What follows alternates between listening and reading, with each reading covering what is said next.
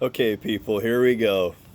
This is Professor Brew on Brew's Corner. Thank you for joining me today. Time to bash the media. It is time to hold the media responsible and accountable for this country's mental state. There's bad reporting going on. There are horrible reports going on out there presented by the media. And I'm going to talk about the fake news station, that national network, and I'm not going to say the name. I think you all know. Channel 24 in Mid-Ohio, by the way. But the fake news has got to be held accountable for their bullshit. And so this is the segment called Brews on Fire. And as you can tell, I'm on fire because I've already sworn already. That won't be the last time tonight, probably. But it's time to teach the media about talking about coming up with solutions, not bashing people,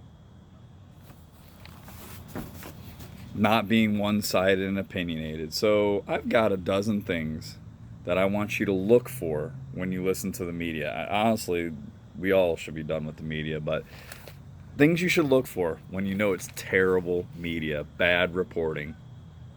So the media is not happy. The fake news network is not happy with Donald Trump and his administration. So instead of them bashing the president and being opinionated, how about showing a sense of understanding fake news? Stop disrespecting a high authority like the United States of America president. You're teaching our children to disrespect authority. Children are watching this. Young adults are watching this. And then you wonder why people that are young don't pay attention to the news, or people of voting age don't want to vote because of the media's bullshit. That's why. And so what we're teaching our children is disrespect, the disrespect for the office of the presidency. All of you reporters on fake news want to get noticed and you want attention for your points of view. That's not reporting, number one. That's poor reporting. So the personal opinions that is dividing the country needs to stop, and you need to support different perspectives, fake news, and cut it out with your personal opinions. You're trying to make a name for yourself, and you're making yourself look ridiculous. Number three, report the facts. Don't manipulate video. Don't manipulate what was said. Don't twist words, because fake news, Channel 24, Mid-Ohio, people are starting to catch on to you. You're going to cost Biden the election, fake news. You keep doing the crap that you're doing. Fourth, you like to interrupt guests who don't see your perspective or your points of view. You like to interrupt them. You don't let them finish their statements. That's poor reporting. That's poor interviewing. I learned this long time ago, how to interview somebody. You let them finish their statements. You reporters on that fake news national network, you don't even let people finish their statements. And why? Because they have a different point of view and they don't agree with yours, so you interrupt them. Come on, fake news. Come on. You're a national news network. You're supposed to be the best reporters. You're horrible right now. And you should be held accountable and responsible for this country's mental state, in my opinion. Do not ask questions, then answer them before the respondent has a chance to answer. You do this every time you bring a Republican on your network. You do this every time you have someone that disagrees with your points of view. You ask a question, then you answer. You say how you feel before the respondent even gets a chance. Once again, poor interviewing, poor reporting, and you call yourself national news reporters? Embarrassing. Embarrassing. Number 6, bring people on your network that agree. Okay, here's what you do. I'm reading my notes. You always bring people on your network that agree with your points of view. And you kiss each other's asses. So the Democrats, you like to bring on Democrats that like your points of view and that see it your way. That's awful. It's one-sided. It's very biased. And that's why you being a national network makes you look terrible. Do not manipulate the public. Number 7. How about accepting alternative views and hearing people out? You're not politicians, fake news network. That's not your job. You are to report the facts, be unbiased, listen and hear people out, even if you don't agree with their points of view. We don't give a shit about your individual points of view. Every one of you that go on fake news, all you reporters, you go on there, all you anchors go on there and you say the same damn thing over and over again. It gets boring. Wonder why your ratings are low. So report the facts. Do not twist the story and be one-sided. Tell the full story. That's number 8. Those are the things we got to look for, people. They don't tell the full story on that network. They're manipulating your minds. They're playing you because they want Biden in office. That's why. They want the Democratic Party to win. Sad. Talk about wanting to be a bipartisan country, but yet here we are with a news network that's very partisan. Hypocritical and very contradictory is the fake news network. They're very hypocritical and very contradictory. Listen to them. Number 9. Stop favoring people that always take your stance.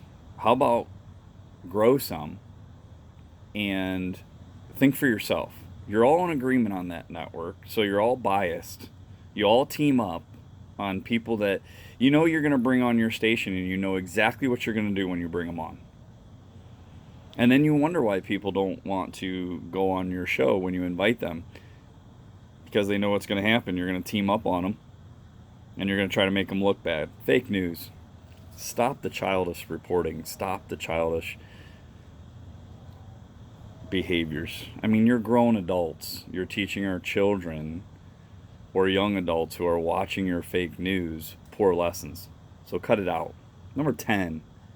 Stop pitting people up against each other. Do you want this country to have another civil war, fake news? You entice it. You entice protests. You entice people to be anti-police. You entice the whole Seattle thing. What do you think people in Seattle... You have manipulated minds, fake news. Look what you're doing to the country. You're throwing out raw statistics on this pandemic, creating fear in people's minds. You're enticing protests. What, is that entertaining to you? Because that's big news and you get to report it and makes your name big, and what? You want all that attention because you're an individual and you're selfish. It's a fake news network, man. You're doing more harm than good. You focus on the negative rather than the positive, especially if it's not your point of view. Always focusing on the negative. 98%, by the way, during the pandemic, between 98 and 99% survival rate.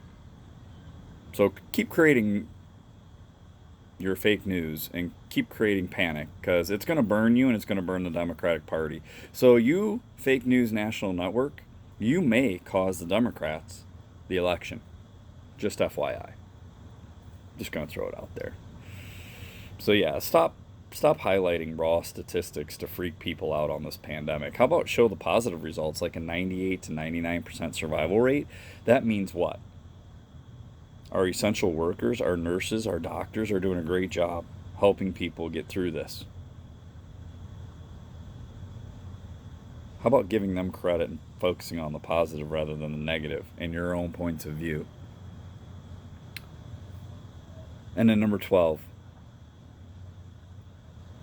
Honestly, you have destroyed the mental, emotional, physical, and social well-being of this country, fake news. You've got people so out of whack over protests, pandemic, racism, you name it. You have got this country in a panic, in an uproar, and now you've pinned people against each other. And let's hopefully not have a modern civil war because of your bullshit reporting, your poor interviewing, your biased opinions. because that's who I'm pointing my finger at. I'm asking the American public to say enough with your network, enough with you. And how about be supportive? Even if it's against your point of view, hear people out. That's what we're supposed to be teaching that's what we're supposed to be teaching young adults. We should be teaching people to look at points of view, compromise. You're a childish network. You're a very immature network. And people are starting to see through it, and I hope more and more people are starting to see through the crap that you're dishing out on your network. And it's the same old story. The next time a reporter comes on, they share the same story. They may say it in a different way, but you all are on the same page of supporting your one left-sided views. You're not even giving this president a chance. You're not giving his administration a chance. Secretary of the Press is showing you up every time you ask her a question. It's awesome watching her press conferences and how you make your network look bad. Trump's made you look bad. The administration, again, the Secretary of the Press for Trump is making you look bad. She's doing an awesome job. God bless her. She's sticking to her guns. And she's making your network look bad. So here's my plea to you and the American people. One is the plea to you, fake news network. Start reporting real news, real solutions, and stop manipulating the public's mindset. And public, I watch too much of the media, and I'm listening to it on social media, and I'm seeing how people's minds and opinions get swayed by this network. Don't let them play you. Do not let them manipulate your minds. I'm going to be honest with you. I didn't vote during the Hillary Clinton, Trump race. I did not vote. I am going to throw it out there, and I don't care who dislikes that I didn't vote. Give me a good candidate, and I'll vote.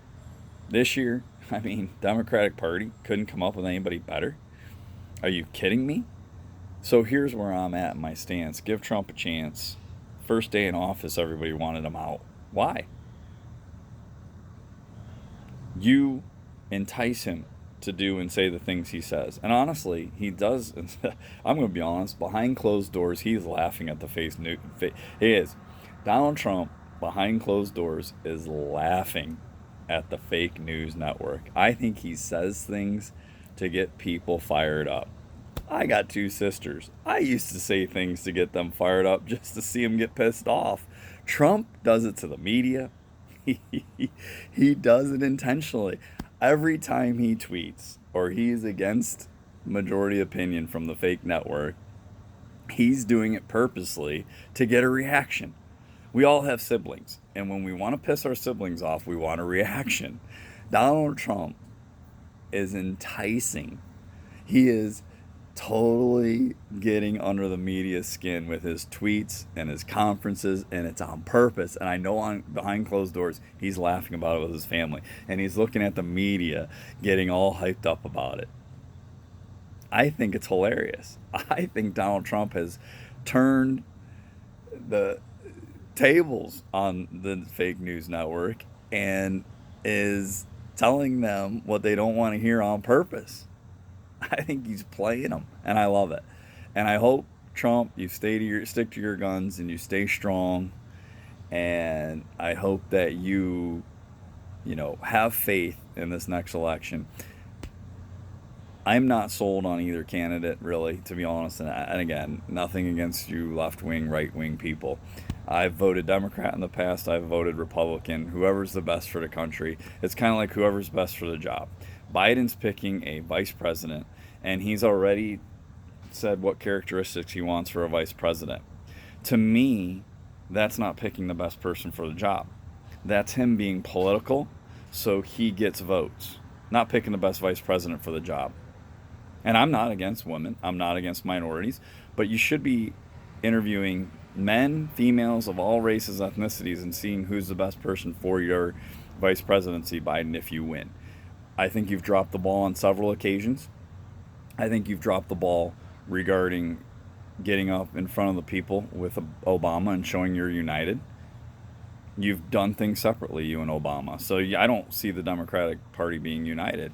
I see the Democratic Party, losing ground, and as well as you should be. And I think the national news network that I'm talking about, that fake national news network that I've been talking about, and you all know who I am referring to, I think they're starting to really hinder your chances at winning the election. So you Democrats, especially you Biden, don't rely on the fake news network to help you, because I think they're hurting you more than helping you with their biased opinions and their fake reporting and their manipulating of the American minds. So, there it is. As you can tell, Brew's on fire. I'm pissed off at the media because they're not doing their jobs that they were set out to do. It's not about getting attention. It's not being opinionated and biased. That's not your job. Your job is to report facts, provide solutions for the American public, help the American public through these tough times with regards to these protests, with regards to this pandemic, not being one-sided and bashing people. That's not the way to approach what's going on in the world today. All you're going to create is division amongst our people, and I just hope we don't see something that's catastrophic amongst this country where we fight amongst each other, because that's what it's mounting up to be if this continues. And I think it will continue, and I think it will get worse if the Democrats or Biden wins this election. I hate to say it. I think Trump has better foreign relations. I think Trump has done a great job with the economy, and he's getting us back on our feet again. Got to give credit where credit is due. And sometimes, even if you disagree with a man's ethics, you still have to give credit where credit's due. That makes you a bigger person. And I think we as an American public need to realize that. Yeah, maybe Trump's not the most ethical person. I mean, he's not by any means. Let's just be honest. But let's give him credit where credit is due. He's done the job. He's stayed strong. He's stayed tough. Now, can he have done a better job leading us through this pandemic? And regarding protesting, yeah, you've heard my spiel on lack of leadership. There has been. And that's why I didn't vote last election, because I didn't think we were going to have a good leader out of the two, and we don't. But if I had to choose, I mean, Trump has some things going for him with track record. What's hurt him is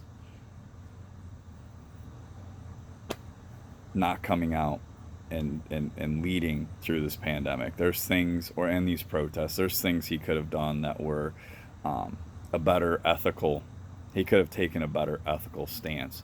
But I go back to, I think what he does, I think he says things to get the fake news network fired up and pissed off, and I think he does it on purpose. That's just me. Anyways, I've taken a long time here tonight, and I've gone on my soapbox, and I've given you my spiel, and I've told you where I'm swaying with regards to this election. And I'm going to be honest, I mean, I don't want people to hate me because of my political views. I've been mostly Democratic throughout my life, but I'm seeing just things that I don't like. I mean, I see the left-wing side, I see that side, that Democratic side, I see them enticing poor behaviors and resentment.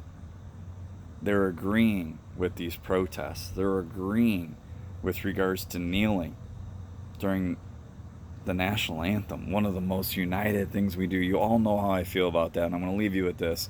The most united thing we do is stand for the national anthem. Please, those of you that are my Facebook friends, Instagram friends, send me video of people celebrating America, whether if they're standing for the national anthem with hand over heart, or they got flags in their yard, or they got something cool in their yard that represents the United States of America. I've got a mask that says "Let's Stay United." Let's stay united and support the American flag and not kneel.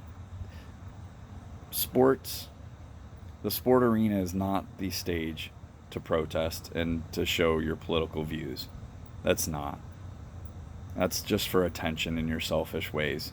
So stop, athletes. And American people, the American public, do not be manipulated by these athletes kneeling. That's not the stage for it. The most united thing we've ever done as a country is stand together, united during the national anthem. This has been a segment of Brew's Corner. I call it Brews on Fire. I'm Professor Brew.